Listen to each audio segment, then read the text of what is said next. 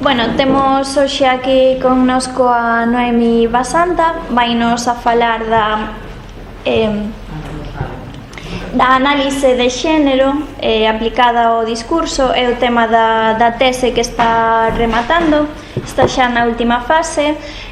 Noemi é filóloga en lingua galega, máis en lingua portuguesa, ten xa feito algún traballo máis acerca de xénero.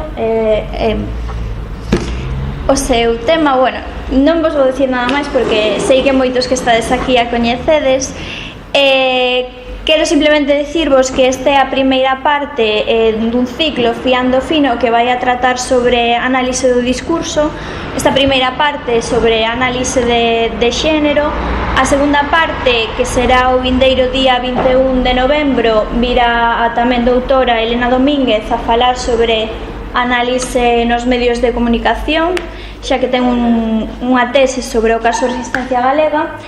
E a última parte será xa en decembro e será noutro formato, máis asamblea, tipo taller de narrativa, no cal esperaremos contar tanto con Noemi e con Elena, se non é posible, porque hoxe Noemi ten un pouco de prisa, entón só temos unha horiña e non creo que quede moito tempo para as preguntas. Entón, sin máis, paso a palabra. Ben, obrigada Lugo Novo, obrigada a Paula polo convite. Como comentaba a Paula, teño unha hora, pero intentarei ir un pouco lixeira, sobre todo cando teña que enumerar listaxe de trazos, unha para non cansarvos a todas e a todos vos, e outra porque así tamén digamos que hai un pouco máis de marxe para as preguntas, que posiblemente sexa o máis interesante. Necesito que me pases as diapositivas, unha máis. Ben, vou intentar ser un pouco sucinta. O que eu vos propoño é un achegamento ao análise do discurso, mas tamén un percorrido sobre a maneira en que os estudos, mellor dito, en que a liña de investigación de lingua e xénero se foi desenvolvendo co paso do tempo, non? Foi parella o desenvolvemento do movimento feminista, mas non coincide en datas, non? Ou non sempre coincide en datas. Se tivésemos que falar do punto de inicio, non, da relación dos estudos de xénero e a lingüística, quizás deberíamos falar do ano 1973.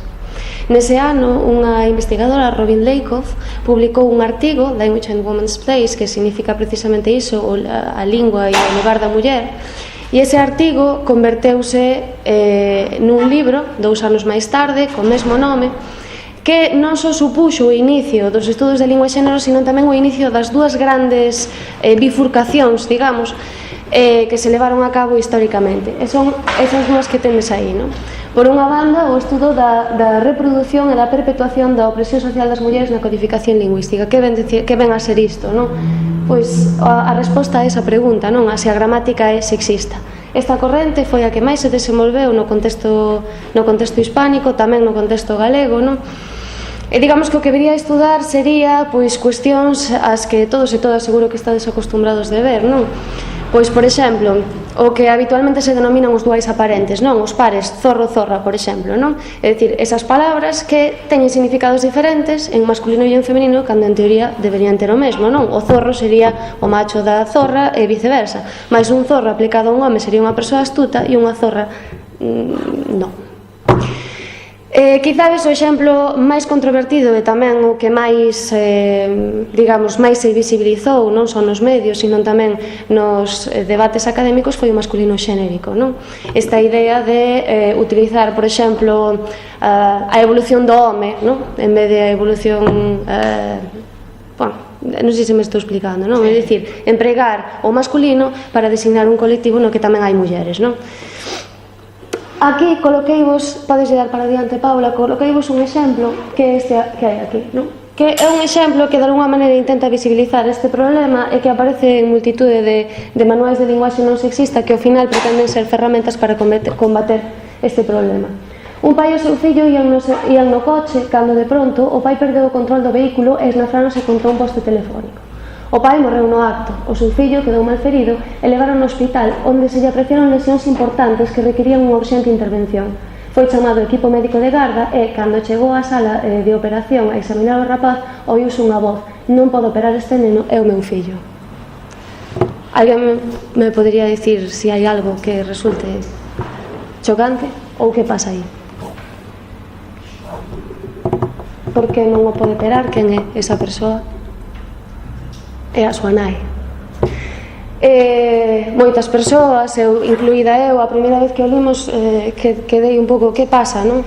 Ben, pois o que pasa é precisamente iso, que por defecto primeiro pensamos en masculino, non? E este tipo de cuestións son as que traballarían os estudos de lingua e xénero feitos dende esta perspectiva. Esta traducción está feita, está tomada directamente do Manual de Linguaxe Non Sexista da USC, da Universidade de Santiago de Compostela. Si volves atrás, Paula, si volves atrás, veremos a segunda liña, non para atrás, non para adiante. Eso. A segunda liña sería esta, non? Non analizaríamos, digamos, o sexismo que hai na gramática da lingua, non? Algo que en principio, o que en principio somos alleos, e digo en principio, senón esta segunda cuestión, que sería a repercusión que as ideoloxías ou a repercusión que os estereotipos teñen nas maneiras de falar das persoas. E a pregunta podría ser esta, non? As mulleres e os homes falan da mesma maneira ou falan de maneira diferente, non? O que vería a ser non cuestións do tipo, pois as mulleres falan máis que os homes xoran máis que as mulleres, ou todo este tipo de cuestións, non? Debo dicir que aquí utilicei dúas categorías, homes e mulleres, non? Con todos os movimentos de liberación sexual, o que aconteceu é que moitas destas liñas, non? Que de alguma maneira discriminaban dúas maneiras de falar, unha para homes e outra para mulleres, digamos que ampliaron o espectro, non? Entón, comezaron a aparecer os glosarios da fala gay, por exemplo, non? Este tipo de cuestións, coas que despois veredes que eu non estou de acordo. Sigue para adiante, Paula. Aquí tenes un exemplo, non? Un exemplo, non. Eso. Aquí tedes un exemplo, non? Un exemplo que a min me parece significativo desta perspectiva, e son os manuais de autoaxuda, non? Como entenderte con tu pareja, non? Como salvar tu matrimonio del no entendimiento, non? Este libro, o libro de John Gray, está en inglés, pero coloco ese en concreto e non ningún outro en español, porque digamos que ese foi o absoluto bestseller, non? E un libro que foi comparado con moitos estudos de lingua e xénero feitos curiosamente por feministas, non? E iso será o que despois explique. Agora sí, para adiante. A liña pola que eu quero levarvos é a segunda, non? Esta a idea de se as mulleres e os homes falan de maneira diferente, non? Aínda que tamén debo puntualizar que a análise do discurso podería aplicarse a calquera das dúas, vale? Digamos que a análise do discurso é unha ferramenta, máis que unha ferramenta, é unha disciplina, mas tamén pode ser unha ferramenta, que en realidade agrupa a moitas outras disciplinas, non? Aparece a lingüística, por suposto, que é aquilo no que eu máis traballo, mas tamén poderíamos falar da psicoloxía, da socioloxía, etc, etc, etc.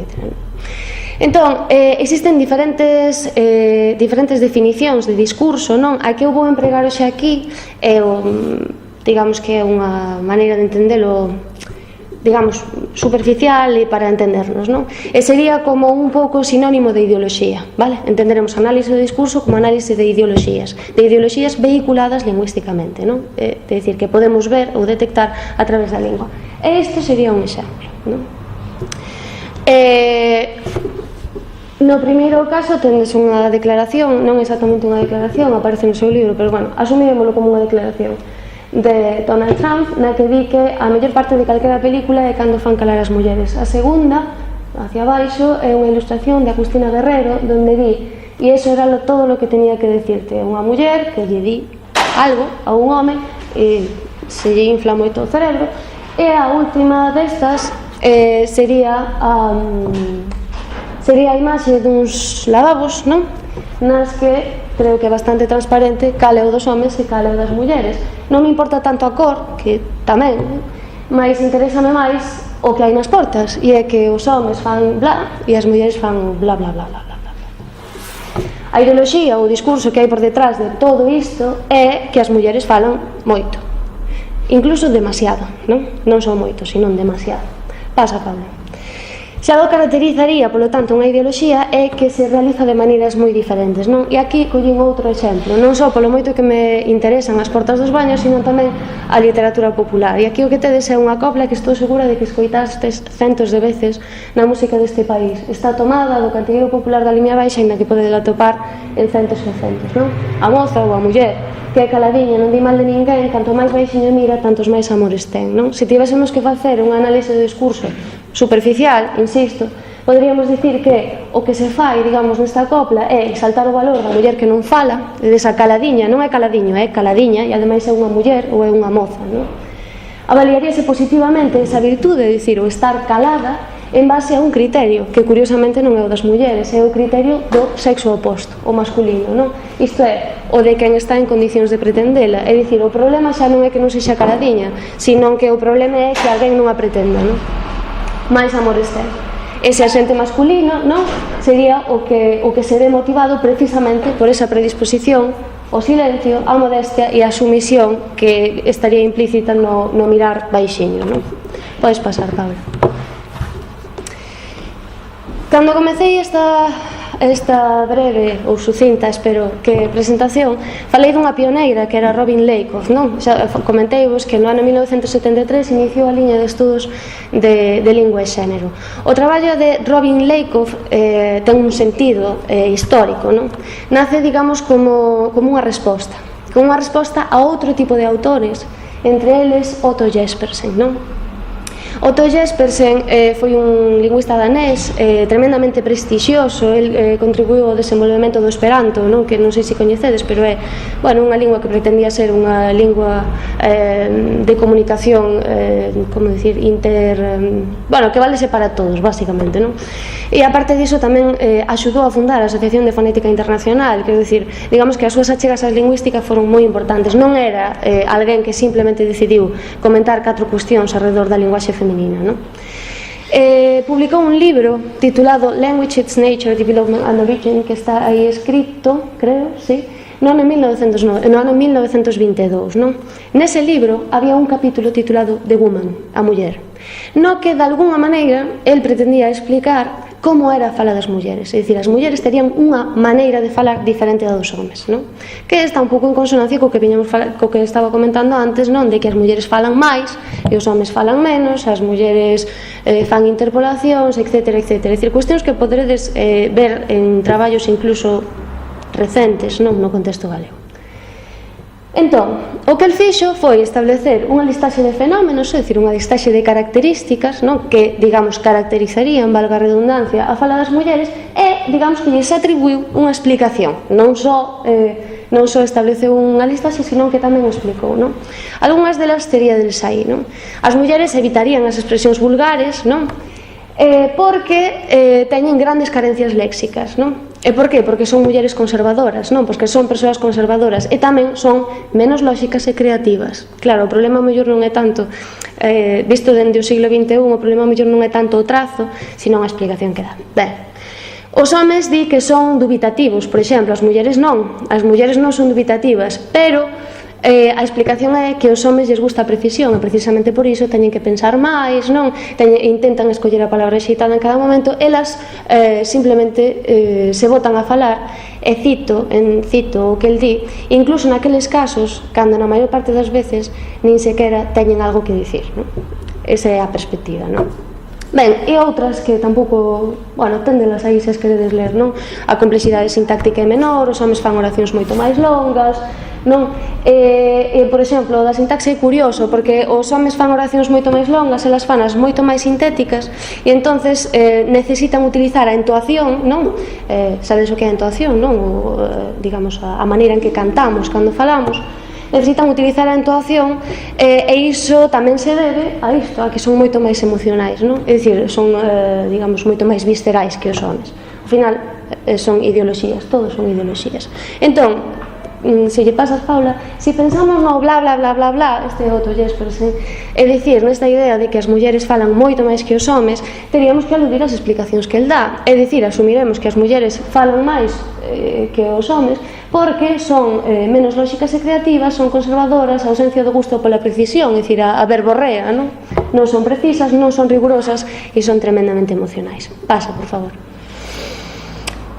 Robin Lakoff, digamos que publicou o seu traballo no 73, xa dixen antes, no 75 como libro, como unha resposta, digamos, a esta idea de que as mulleres falan diferente por todas as características que lles aludía ou que lles atribuía Otto Jespersen, non?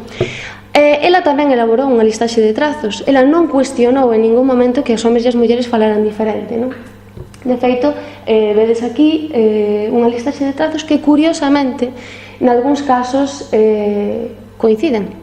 Pero as explicacións van ser notoriamente diferentes. Por que? Porque o traballo de Jespersen supuxo, digamos, en contraposición aos anteriores, e nomeadamente o de Otto Jespersen, dixen Jespersen dos veces, creo, é dicir, o que quería dicir é que o traballo de Robin Lakoff, digamos que se diferencia dos anteriores en que, digamos, a maneira de explicar esa suposta fala masculina e esa fala feminina, o intento por explicala é diferente. Ela faino dende unha perspectiva feminista e, polo tanto, dende unha perspectiva que pretende reivindicar, digamos, os trazos femininos e interpretalos en función das desigualdades sociais. É dicir, se as mulleres utilizan moitos, pois, por exemplo, moitos circunloquios, é porque son inseguras, e son inseguras porque socialmente están oprimidas. Non sei se me estou explicando. É dicir, non muda, ou muda en algúns casos, mas en calquera caso mantense a listaxe de fenómenos, pero as explicacións son radicalmente diferentes. Tal e como vedes aí, as mulleres posúen maior riqueza léxica en campos semánticos vinculados a traballos que prototípicamente se lles atribúen, non? Pois, por exemplo, a costura, cítao literalmente, aínda que non aparece aí, non? Utilizan intensificadores e adxetivos que non teñen contido léxico, non? Que simplemente son afectivos en contraposición a outros neutrais, etcétera, etcétera, etcétera, etcétera. Aí tendes varios, non? Si podes pasar, Pablo. A explicación que se outorga a todos estes, pois aparecería aquí, non? É dicir, utilizan maior riqueza teñen maior riqueza léxica neses campos precisamente porque há eses traballos que desempeñan. Utilizan máis adxetivos, digamos, con carácter enfático e demais, polo seu carácter emocional. Curioso isto, non? Utilizan, por exemplo, o acento enfático. Disto tamén falaba Jespersen, pero Jespersen decía que elas eran emocionais e facían todo sen pensar, digamos. Ela o que di é, o problema non son elas, o problema é que a sociedade as oprime e, polo tanto, non teñen ningún tipo de autoridade social e elas necesitan permanentemente estar enfatizando para que se lles escoite, non? Utilizan atenuantes, circunloquios, expresións indirectas, question tags isto que se supón que facemos sempre os galegos, non? Estar preguntando constantemente para todo, non? Mitigan os inicios discursivos, sempre están eu penso, eu opino, non? Reforzando o feito de que é unha opinión e non unha afirmación, por exemplo. Prefiren a entoación interrogativa, é dicir, fan preguntas constantemente, e todo iso é porque son inseguras, non? E son inseguras porque están oprimidas. Non sei se entendedes, digamos, a viraxe explicativa que hai dunha a outra, non? Son corteses, utilizan eufemismos, pero sempre é un problema de falta de autoridade, non? Entón, Paula, por favor, si tuvésemos que pensar no bla bla bla do que antes falábamos, Robin Lakoff explicaría algo así, e é que ao final falan moito, non porque teñen que, digamos, de alguma maneira posicionarse diante das audiencias e están subordinadas precisamente por esa falta de autoridade social. Pasa, por favor. Entonces, durante décadas, concretamente até os anos 90, a lingüística feminista o que fixo foi desenvolver os seus traballos, non? Sen cuestionar en ningún momento a existencia do que se chama o xénero lecto feminino, é dicir, que hai unha maneira de falar propia das mulleres, non? As mulleres falan así e os homes falan asá. Entón, que é o que fixo se non se cuestionou o xénero lecto? O que fixo foi, pois, un pouco ese salto que hai entre Jespersen e Robin Lakoff, é dicir, incorporar diferentes matices ou incorporar diferentes fenómenos, vale? E modificar as explicacións, non? Dar explicacións diferentes. Habitualmente falase de 4 grandes perspectivas a hora de entender os estudos de xénero, que serían as 4 Ds, non? O déficit, a dominación, a diferenza e o modelo discursivo. O modelo do déficit é este que acabamos de ver, non? Cuxa máxima representante é Robin Lakoff, e ela o que entende é que o patriarcado someteu históricamente as mulleres, non? E que como consecuencia a lingua das mulleres non evolucionou como debería, non? Por iso a lingua das mulleres é deficitaria, non? Esta perspectiva foi amplamente criticada, aínda que con todas as reservas, é dicir, foi criticada porque de alguna maneira asume que a fala dos homes é a neutral ou a evoluída. Non sei se me estou explicando. Entón, ao final, o que se presenta como algo reivindicativamente feminista, en realidade está colocando as mulleres nunha posición complicada. Non sei se me estou explicando. Aínda que, por outra banda, digo e direi sempre que hai que valorar o traballo de Robin Lakoff, aínda que eu non estea de acordo con ela, como o pioneiro. Estamos no 75, non sei se me explico. Entón, o modelo do déficit, Paula, seguiría o modelo da dominación, de que poderíamos destacar a diferentes teóricas, pois quizás Dale Spender sexa unha das máis importantes, non? Os traballos do modelo da dominación asumen que tamén existe unha maneira de falar propia das mulleres, non? Non obstante, non a explican en termos de déficit, non é que sexa máis deficitaria que a dos homes, senón sometida, non? É dicir, vivimos nun sistema patriarcal no que os homes ostentan o poder, iso fai que eles non só o ostenten, sino que ademais teñan legitimidade para exercelo. Entón, os traballos que comezan a aparecer, non, dende o punto de vista lingüístico, son traballos que, por exemplo, non, analizan as interrupcións. É dicir, en conversas mixtas, os homes interrompen moito máis as mulleres. Por que? Porque teñen poder e o exercen. E non hai mellor maneira de someter a alguén que silenciando, non? Entón, digamos que a maior parte dos traballos utilizan interaccións mixtas, non? Conversas mixtas. Paula, se o pensamos en termos de bla bla bla bla bla, non?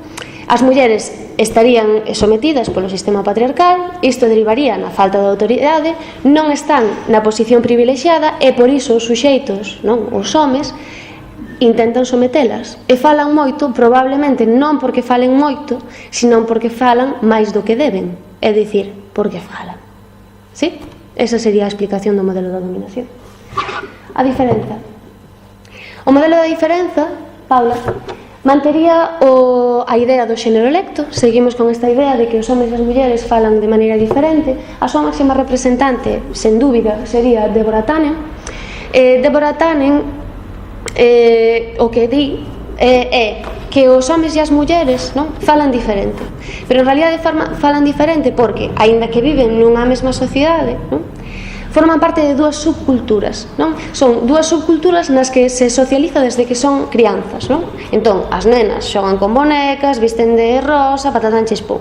E os homes, xogan en grupos de homes, utilizan, digamos que unha linguaxe máis agresiva, porque tamén os xogos son máis agresivos, non? Xogan o fútbol, xogan non sei que, non? Entón, a cuestión non é que os homes sometan as mulleres, senón que teñen maneiras diferentes de interaccionar, entón que cando se xuntan non se entenden, non? Unha das características, non, deste modelo da diferenza é a valoración da fala feminina, non? É dicir, ata o momento a fala feminina era deficitaria ou dominada. Iso é un problema, non? En calquera dos dous casos é un problema. O que fai Deborah Tannen é dicir, non é deficitaria, por suposto que non é deficitaria, nin tampouco está sometida, simplemente é diferente. Entón, se os homes e as mulleres non se entenden, é porque interaccionan de maneira diferente. Claro, isto ten moito que ver cos manuais de autoaxuda dos que eu vos falaba ao principio. De feito, toda a teoría, non, de Tannen e toda a teoría da diferenza foi moi criticada precisamente por este motivo. Criticada fundamentalmente polas autoras que se situaban na dominación, porque, aínda que eu vos poña así, en realidade, digamos que as correntes coexisten, non? Coexisten no mesmo momento. E as da dominación dinlles esta diferencia que, de alguna maneira, están despolitizadas, porque dicindo que os homes falan dunha maneira e as mulleres falan doutra, de alguna maneira, están negando ou subordinando que os homes teñen poder social e que os homes, efectivamente, dominan as mulleres. Non sei se me explico. Entón, Paula, se pensamos no bla bla bla bla, non, as mulleres efectivamente falan máis que os homes, non? pero precisamente falan máis, pero entre elas non entenden que falen demasiado, non? Pero os homes entenden que elas falan máis, non porque elas falen demasiado, sino porque eles teñen outras maneiras de interaccionar, non? E iso fai que non se entendan. Eles perciben que elas falan moito, aínda que non necesariamente teria que ser así. Sí? Mais, Paula? O último de todo sería o modelo discursivo, non? O modelo discursivo que é aquel, digamos, no que eu máis traballo, non? Desde o meu punto de vista, para min é innegável a importancia que tiveron todos os traballos dos modelos teóricos anteriores, o déficit, a dominación e a diferenza, porque de alguna maneira o que fixeron foi destacar, non, o rol das identidades sociais e tamén visibilizar as desigualdades sociais, non? E unhas desigualdades sociais que dunha maneira ou de outra se plasman nas realizacións lingüísticas. Non obstante, son traballos que tamén foron moi criticados, e foron moi criticados por esta cuarta perspectiva, a que eu insisto me ascribo, porque de alguna maneira son traballos que propoñen explicacións circulares, ou así o entendo eu, porque suporía asumir que o ser muller, non, preexiste como grupo social, é dicir, primeiro son mulleres e despois, digamos que precisamente polo feito de ser mulleres falan dunha determinada maneira, pero esa maneira de falar tamén os define a súa vez como mulleres. Entón, ao final a explicación é sempre circular. Son mulleres porque falan como mulleres e falan como mulleres porque son mulleres. Entón, que é antes, non? O ovo ou a galiña. Durante a década dos 90 emerxeron as teorías da construción e da performance, cuxa máxima representante é Judith Butler, non? Ela publicou un libro, é filósofa, publicou un libro titulado Gender Trouble, the Feminism and the Subversion of Identity, que sería o problema de xénero, o feminismo e a subversión da identidade, non? Este libro é un piar fundamental para a teorización feminista da terceira vaga, non? Todo o anterior sería da segunda vaga. Para Butler, o xénero é performativo, de maneira que as etiquetas de feminino e masculino non son aplicadas en función do que somos. Eu non son muller, sino que son muller en tanto a que fago. Non son, sino que fago, non? Esta idea de facer muller xa estaba en autoras moi anteriores, non? Como Simone de Beauvoir nos anos 40, que afirmaban que o xénero non é biolóxico. Ela decía, onde de bien non nacemos muller, sino que debimos mulleres, non? Non obstante, a aportación de Butler, non, nos anos 90 é que ela enfatizou en que o xénero non é unha categoría, digamos, a que nos adscribimos unha vez na vida. É dicir, non facemos xénero unha vez, non? Sino que de alguna maneira reafirmamos e modificamos constantemente o que significa ser muller en cada contexto, non? Precisamente por iso podemos identificar trazos que definen a feminidade, trazos que definen a masculinidade, pero non podemos atribuílos directamente a homes e a mulleres en función dos seus xenitais. Non sei se, non? Entón, no canto de analizar as diferenzas, é dicir, no canto de decir que é o que din as mulleres e que é o que din os homes, os estudos máis recentes o que fan é preguntarse por como as construcións estereotipadas de masculinidade e de feminidade se poden modificar ou reafirmar no discurso, non? Entón, existe unha distinción entre conxunto de trazos que estereotípicamente serven para definir a masculinidade, non? E que habitualmente definirían unha fala de mulleres fronte a unha fala de homes, que non necesariamente son os trazos reais que aparecen nos discursos, é dicir, na maneira de falar. Polo tanto, o foco non son os trazos, sino os mecanismos de creación de xénero, é dicir, a maneira en que nós performamos, a maneira en que nós creamos xénero, independentemente do que teñamos nos xenitais, ou de cales sexa. Claro, cal é a consecuencia disto? Non? Que non se estuda só a masculinidade que performan os homes ou a feminidade que performan as mulleres, sino que tamén se poden delimitar moitas outras identidades situadas, digamos, a medio camiño entre estas polaridades, e supoño que isto xa vos comeza a soar a teoría queer, non? O queer está situado precisamente aquí.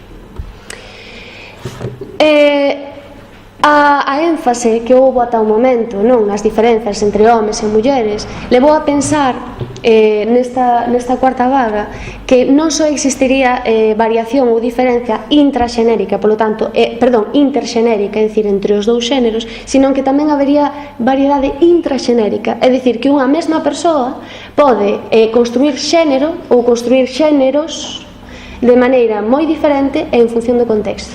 aquí é onde vai o modelo discursivo e onde vai tamén a teoría queer.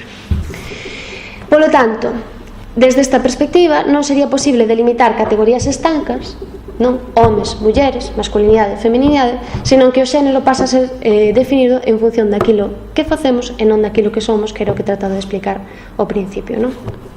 Paula. Se abstraemos, non, a particularidade do xénero e analizamos os estudos sobre a identidade en xeral, non?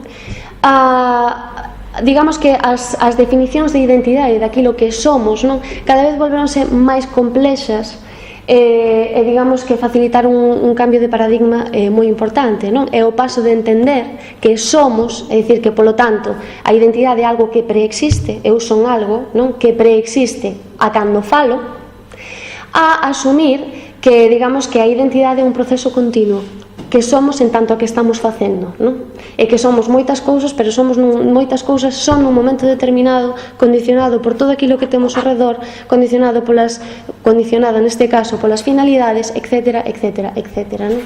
As revisións posmodernas digamos que deixan de entender o eu, o ser, como unha parte esencial para definilo en base ao carácter múltiple e híbrido, non? Que caracterizaría as potenciais identidades que os individuos poden construir a través de diferentes prácticas semióticas como actores e actrices, non? Quizades Goffman e a súa etnometodoloxía digamos que sexa o seu mellor exemplo, non? Goffman fala das máscaras, é dicir, nós, dependendo do contexto no que estamos, colocamos unha máscara ou outra, non? E nós non somos unha máscara, non somos todas esas máscaras, non?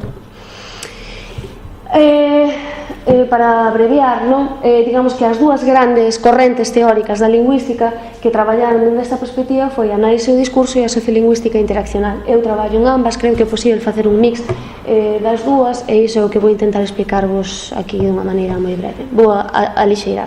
Pasa, Pablo, por favor.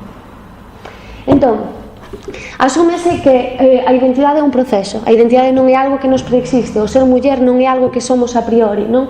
Senón que a identidade, as identidades en xeral, incluída de xénero, é algo que ten lugar nun contexto interaccional concreto que se realiza a través de estrategias lingüísticas moi variadas que non responden a patróns e, polo tanto, non hai unha listaxe de trazos feminina e unha listaxe de trazos masculina, non? Non se produce simplemente no individuo, senón que ten orixe na negociación discursiva. É dicir, non construímos, por exemplo, masculinidade da mesma maneira cando estamos entre homes que cando estamos entre mulleres, aínda podendo construir masculinidade nos dous contextos. Non sei se me explico. Pasa, Paula. Ben, entón, como construímos identidades, non? Pois construímos identidades porque non somos conscientes de discursos, e aí é onde entra o posicionamento e análise de discursos. Somos conscientes da existencia de discursos ou ideoloxías, non? Entón, digamos que as ideoloxías aparecen nas nosas interaccións e nos posicionámonos en relación a elas, é dicir, xogamos con elas e colocámonos, digamos, a favor ou en contra, ou relacionámonos de múltiples maneiras con elas, non? Hai ideoloxías de xénero, e precisamente o xénero construíse nesa dialéctica, non? Coas ideoloxías. Pois, por exemplo, a ideoloxía de que as mulleres falan moito.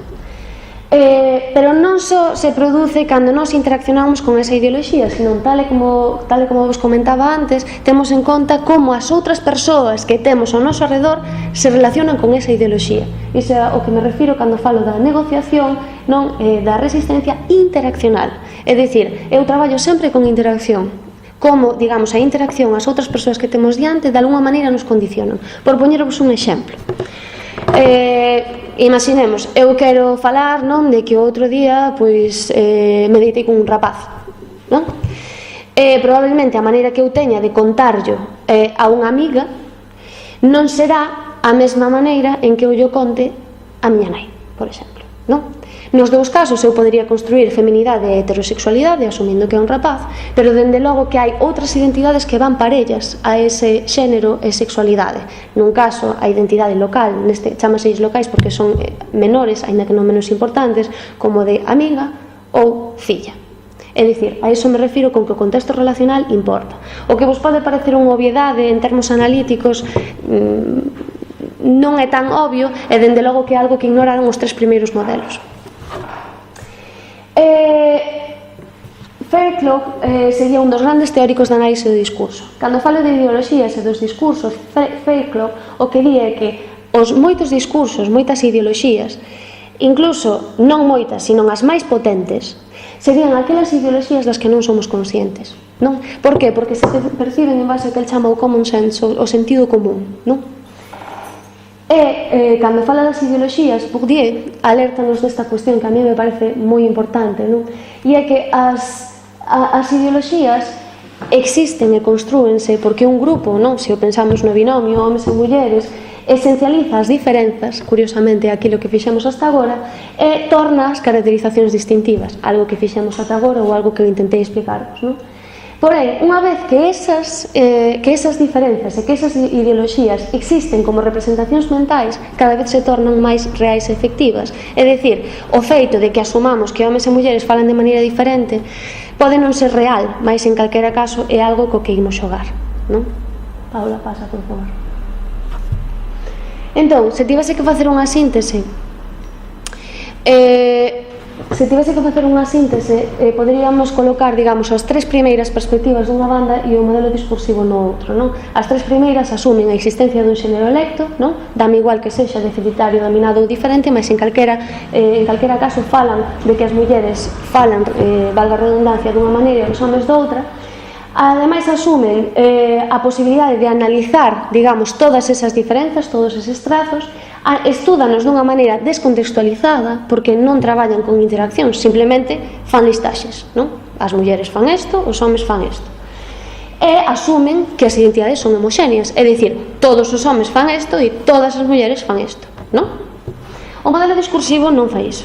O modelo discursivo di que a única posibilidade de estudar a lingua e o xénero é analizándoa en uso, non? Ver como as persoas se relacionan coas ideoloxías.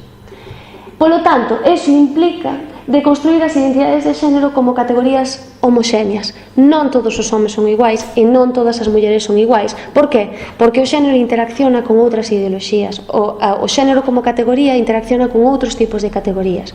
Falan igual as mulleres vellas que as mulleres novas?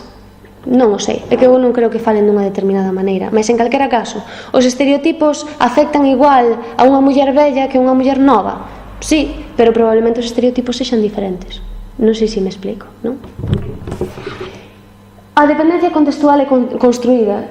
Se nós traballamos coa lingua en uso e non en abstracto, non importa moito o contexto, polo que antes vos explicaba, non? Pois pola mediación das outras persoas que participan, etc, etc, etc, non? Asúmese que as identidades non son unha verdade, nós non somos algo, senón son un xogo identitario, non? A maneira en que nós nos presentamos nun determinado momento, non? Que non necesariamente ten que ser algo real, pero é real en tanto que nós o manexamos nese momento, non? É a perspectiva máis posmoderna.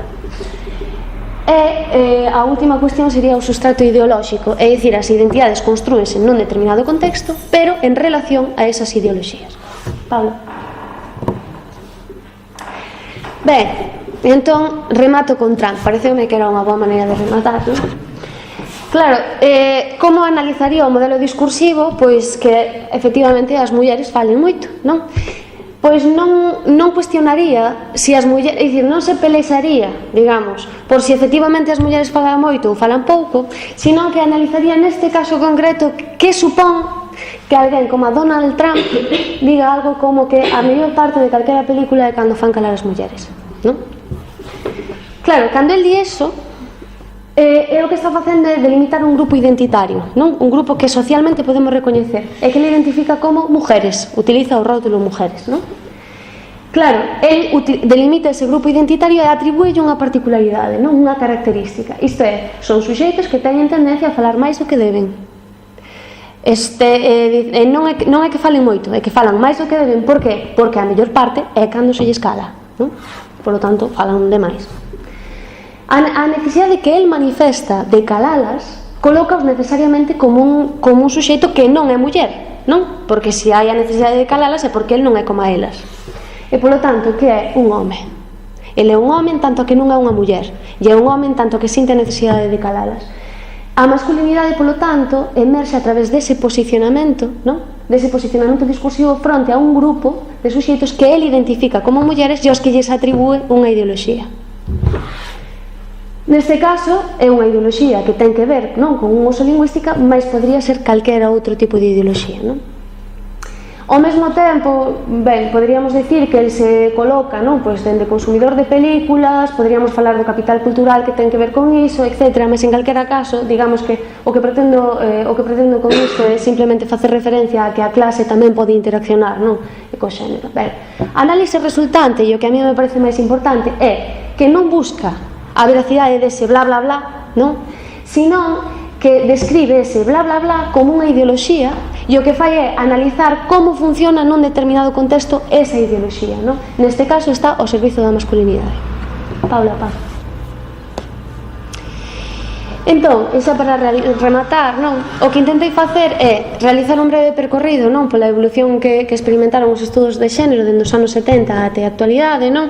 Iso fixo que intentase, de alguna maneira, facer unha breve explicación sobre os 4 grandes modelos teóricos, non? Os 3 primeiros, asumindo que existe unha fala propia das mulleres, o último, non.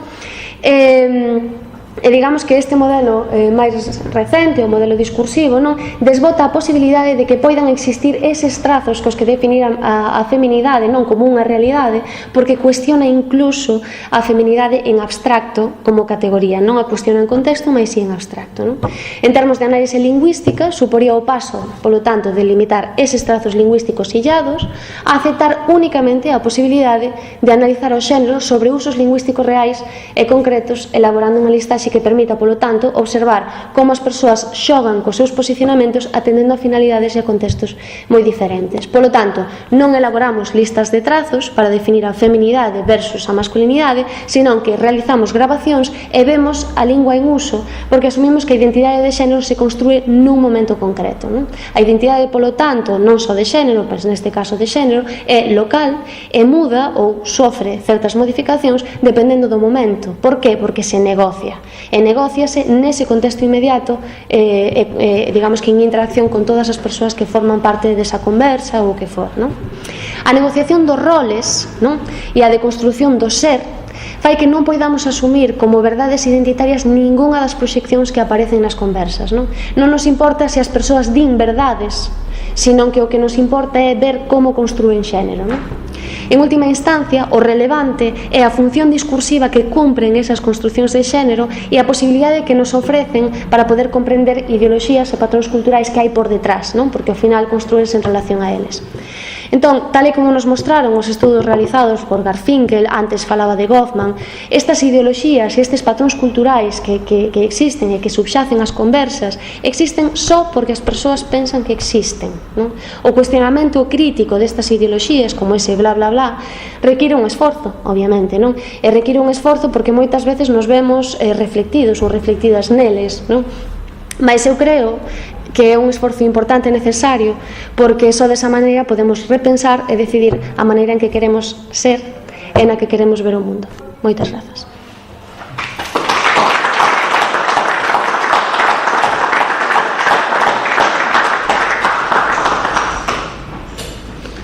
Pois, alguén ten algunha pregunta? Acabei antes. Eu mesma? Sí, claro.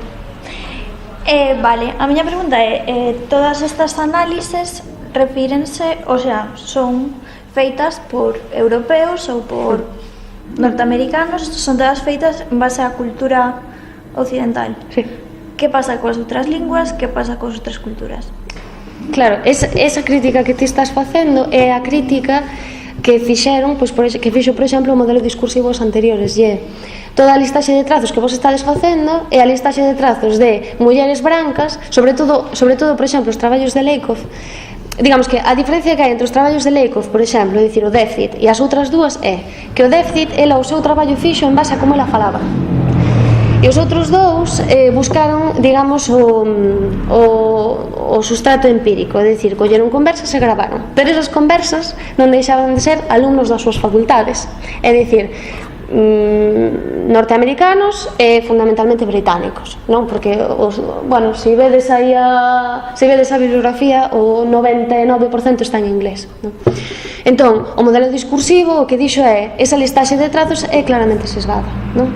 Pero tampouco non asume que poidamos facer máis listaxes, é dicir, que debamos facer unha listaxe de mulleres brancas, unha listaxe de mulleres negras, unha listaxe de mulleres, non sei, de idade adulta, de rapaciñas, o que hai que ver, digamos, que ideoloxías hai e como nos relacionamos con iso para crear feminidade, non? Porque o que pode ser feminidade para as mulleres blancas de clase media, ao mellor non é feminidade para as mulleres negras que, por exemplo, defenden a lactancia, non? Como un dereito absolutamente fundamental e feminista e demais, non? E as outras din que, bueno, que a mellor que é unha opresión, ainda non hai tanto, lía na revista Pícara mulleres feministas que dicían que a lactancia podía ser unha opresión. Quero dicir, non sei se me estou explicando, non? É dicir, esa crítica que tú acabas de facer é unha crítica que efectivamente existiu, sí, e que de alguna maneira intentou solventar o modelo discursivo con todas as eivas que pode ter tamén.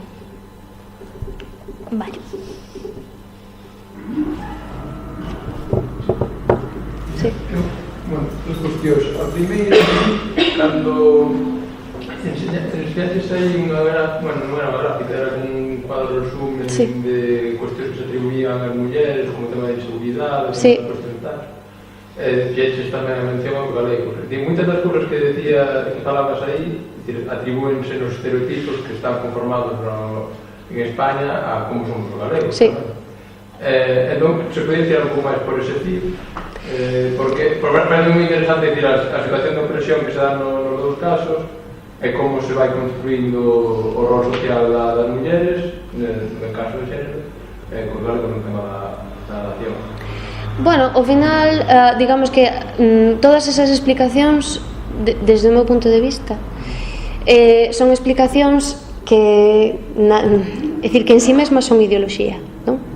Entón, se ti colocas as mulleres, ou, mellor dito, interpretas que as mulleres están colocadas nun determinado papel social, digo non estou cuestionando se están ou non están, só intento describilo.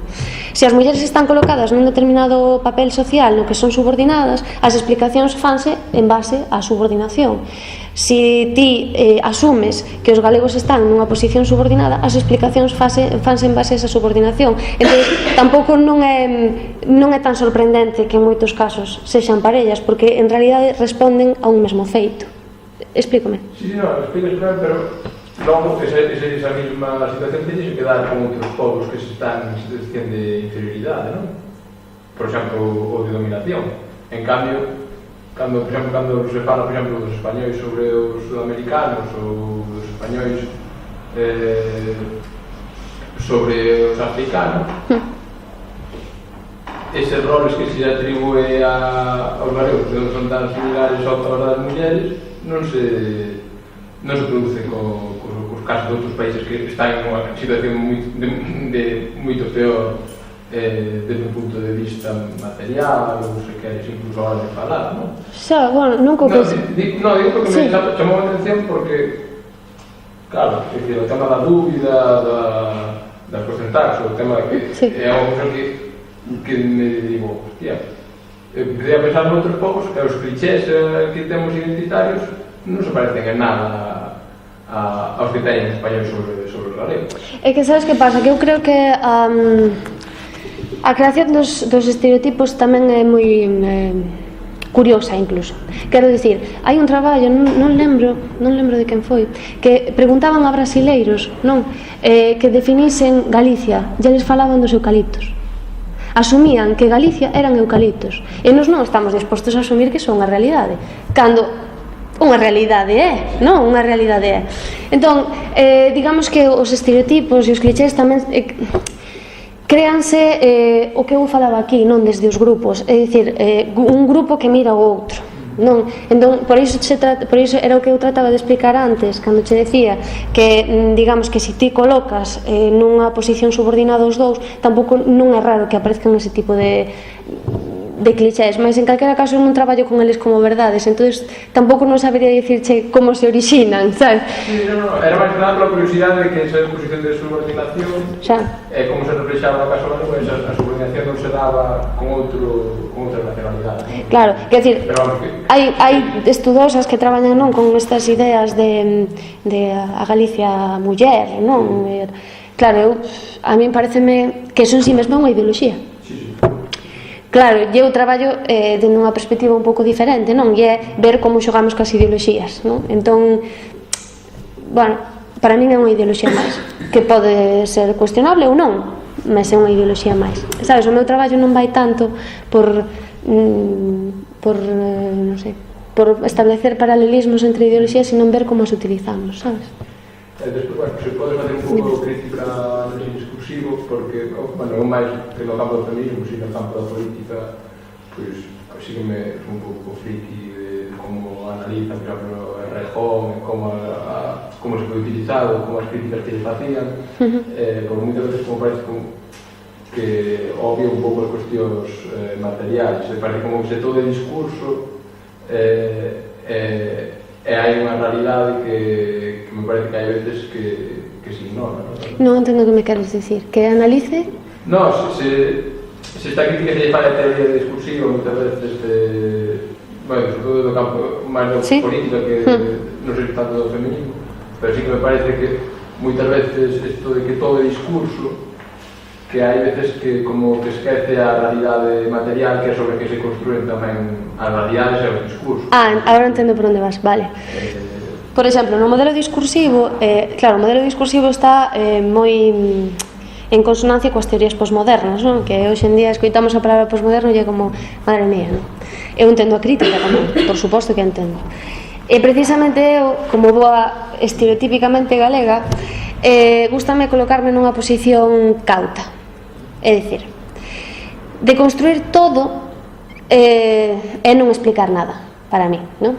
É dicir, cando eu digo que non se pode establecer unha relación directa entre os homes que performan masculinidade e as mulleres que performan feminidade, tamén é certo que as persoas, cando nos construímos das múltiples maneiras que nos dé a gana, non? Temos como referencia ou como referencia ideoloxías sociais. Entón, podemos construirnos en relación a elas adscribíndonos, non adscribíndonos, adscribíndonos a medias ou dependendo da quen teñamos diante, si ou non, pero en calquera caso somos conscientes delas porque as tomamos como referencia para elas, non? E entón, a dicir que iso non é verdad é ignorar moitas cousas, non? Algo que se lles critica, por exemplo, o sector feminista é que se ti deconstrues todo, non? Bueno, pues hai moitas mulleres, non? Que siguen sendo asasinadas, non? Claro, pero creo que ninguén cuestiona iso, eu espero que ninguén cuestione iso, eu non o cuestiono. Simplemente digo que as cousas son máis complicadas, non? E que hai unha realidade, non? E que as mulleres se lles trata dunha determinada maneira socialmente, iso é certo. E despois que non todos son mulleres versus homes, porque hai moitas maneiras de ser muller e moitas maneiras de ser home, e esas maneiras de ser negócianse discursivamente. ¿Sí? Sobre unha pregunta, a ver se me aclaro. A ver. Naturalmente empezo con conversa mitigada. Estamos falando de linguaxe. Sí. A mí acabas de meterme un lío porque paso a ter a mesma inseguridade que tive aos 16 anos, aos 17 anos, frente ás mulleres e volvín a ter na irrupción revolucionaria das mulleres na vida real, na vida económica, na vida social. Ahora, a linguaxe resulta que temos o perigo de estar creando ideoloxía ou creando estereotipos, xa non é usar os que hai, senón que según entendín, podemos estar creando estereotipos novos atendendo a ideoloxías e a contextos, non? Sí, as ideoloxías mudan, claro. Bueno, barca insegura para mí, a partir de agora xa non sei, me atrevería a pregunta a solución é isto, realmente isto dá lugar a modelos sí, da linguaxe. sí. Empezamos un camiño para unha linguaxe común e restringida, polivalente, neutra, escasa. Pero ti estás asumindo implícitamente que hai dúas. Pregunto. Porque hai unha linguaxe con os códigos que hasta agora mesmo me serviron como persoa e sei que debe ser os negativos e os positivos, pero que enuncias maiores perigos, máis indefinición, máis... Claro, todos temos... Isto é unha petición de auxilio. Sí. É dicir, todos temos un pouco de perigo a indefinición, non? Pero todos nos definimos constantemente. Quero dicir, eu non cuestiono as definicións, que todos as facemos. Cando eu estou aquí falando, estou me definindo. Eu estou sentada detrás dunha mesa e cando eu falo o resto calades, estou me definindo dunha maneira. É dicir, a definición é algo constante. A definición de xénero, a definición de clase, a definición de etnicidade, chamolle etnicidade porque me dame de utilizar calquera outra palabra, iso tamén sería discurso, a definición de, non sei, idade incluso, non? É dicir, cando falamos, unha señora maior que fale de algo chachi, en principio dicimos, ui, por qué? Porque asumimos que chachi vai a outro rango de idade, non? Por exemplo, quer dicir, iso é algo que todos estamos constantemente facendo e do que todos somos máis ou menos conscientes, non? De alguna maneira. Entón, eu non creo que haxa determinadas maneiras de falar, non creo que a inseguridade sexa algo que caracteriza as mulleres, non? Se era iso que... Non? A mí tamén. Ben, pois os tres modelos anteriores dirían que as mulleres son as que se caracterizan por eso. Eu creo que hai mulleres inseguras e hai mulleres que non son inseguras e hai mulleres que como son inseguras e verbalmente o mostran e outras que non. Quero dicir, entón, as ideoloxías é algo que se construe, sí. E algo que se construe e se reconstrue, sí. Bourdieu, por exemplo, fala do hábitos. O que di Bourdieu é que unha realidade, a base, tamén fala de Butler, cando nós reproducimos algo, o producimos e o reproducimos constantemente, acaba se tornando nunha ideoloxía, non? Que hai perigo de que aparezan novas ideoloxías? Sí. Eu traballo, por exemplo, cos discursos sobre o ligue, non? A miña tese de doutoramento é sobre os discursos sobre o ligue, que se crean novos modelos de estrutura, non? É dicir, o ligue ten unha estrutura clásica, non? Muller que mira, home que vai e muller que finalmente decide, non? Normalmente o que suele haber por detrás é iso. Pero despois aparecen novos modelos. Unha muller moderna non é a que mira e guiña un ollo, unha muller moderna é outra. E as persoas posiciónanse en relación a esas novas maneiras de ser muller, por exemplo. Entón, hai novas ideoloxías que se construíron? Sí, claro, sí. E entón, a clave identitaria está en ver como nos relacionamos con esas. É dicir, os estereotipos créanse, modifícanse e é lexítimo que nos gusten ou non nos gusten. Non todos os estereotipos son necesariamente malos.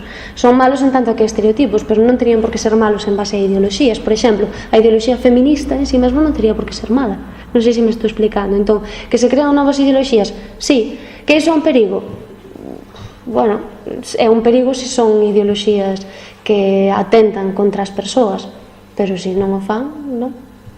Non sei se era eso que me estabas preguntando. Sí, me faltaba o aspecto de si esta é unha opinión, unha hipótesis, unha previsión, se a linguaxe vai resultar recortada, reducida, vamos a unha linguaxe máis británica. A linguaxe británica é tremendamente rica tamén, de feito son tremendamente claros e expresivos, non? A la bibliografía me remito, non entendo por que ten que acortar a expresividade lingüística, non. É dicir, para min o que hai que cuestionar non é a expresividade ou a maneira de falar, senón as ideoloxías que tomamos como punto de referencia. É dicir, que as persoas sexan dubitativas, eu creo que nuns determinados contextos é lexítimo que sean dubitativas, e noutros non. Eu agora mesmo, ou cando fixen a miña exposición, non fun en ningún momento dubitativa. E iso non quita que a mellor noutro momento, pois deba selo, precisamente porque teño dúbidas. Non quere dicir que aquí non as teña, non? Pero probablemente o formato require que sexa de outra maneira, non? Creo que non, o que estou dicindo non vai en detrimento da aparición dunha nova linguaxe, senón, o mellor, nunha xestión diferente dos recursos lingüísticos. Para rematar, hai que decir que no folclore galego hai exemplos abondosos de mulleres con moita iniciativa, con moita seguridade, que rompen o estereotipo de... Sen dúbida. Hai moitas coplas sobre morenas maravillosas, que ademais non só reivindican o xénero, senón tamén reivindican a clase. Ben, pois se non hai ninguna pregunta máis, damos por rematada a xornada. Recordovos que a próxima será o 21 de novembro con Elena Domínguez, como dixemos ao principio, pero bueno, teredes máis información nas redes sociais. Gracias.